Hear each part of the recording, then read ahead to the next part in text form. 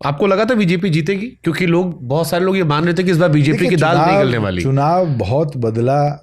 पहली चीज, जब हमारा चुनाव 1 तारीख को पोल होना था और उसका बहाना लेकर हॉलीडेज का, और उसको 5 तक इलेक्शन कमीशन ने फिर एक्सटेंड किया, उस समय परिस्थितियां बढ़ने लगी। इलेक्शन कमीशन ने एक्सटेंड किया मतलब बीजेपी के इशारे पर? बिल्कुल, बीजेपी की चिट्ठी है ऑफिशियल लिखी हुई कि हमारे यहाँ ये उत्सव है और डेट बदल दी जाए। फिर किसका इशारा है? बीजेपी इलेक्शन कमीशन टैप में काम कर रहे हैं। जब डेट बदल सकते हैं बीजेपी की चिट्ठी पर, तो फिर टैप में है नहीं है, इसका तो आप पत्रकार हैं, आप ज़्यादा वो निकाल सकते हैं।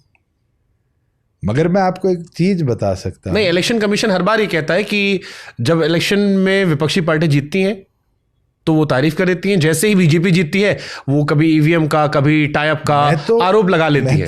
ये अपनी कमियों को छिपाने के एक बहाना वो कहते हैं। ईवीएम की बात ही नहीं कर रहा हूँ, मैं तो सिर्फ डेट चेंज की बात।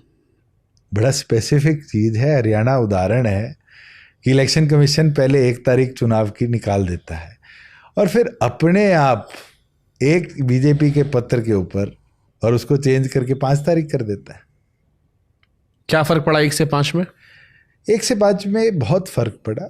जो कांग्रेस की गलतियां थी उसने बीजेपी को फायदा पहुंचाया, चाहे वो कुमारी शैलजा का रूसना हो, चाहे बागियों को चुनावी मैदान में ना बैठाना हो, कहीं ना कहीं बीजेपी सक्सेसफुल रही। और कांग्रेस के अंदर एक सोच बन गई थी मिस्टर हुड्डा की कि मैं 50 का आंकड़ा ना क्रॉस करूं, क्योंकि अगर 50 क्रॉस होता तो शायद सीएम दूसरा कोई आ जाता। तो वो इस डर में थे कि मैं नंबर्स इतने ही रखूं कि चीफ मिनिस्टर मैं बनूं, और वो पिता पुत्र दोनों लगे रहे और कांग्रेस किस जगह आकर बैठी।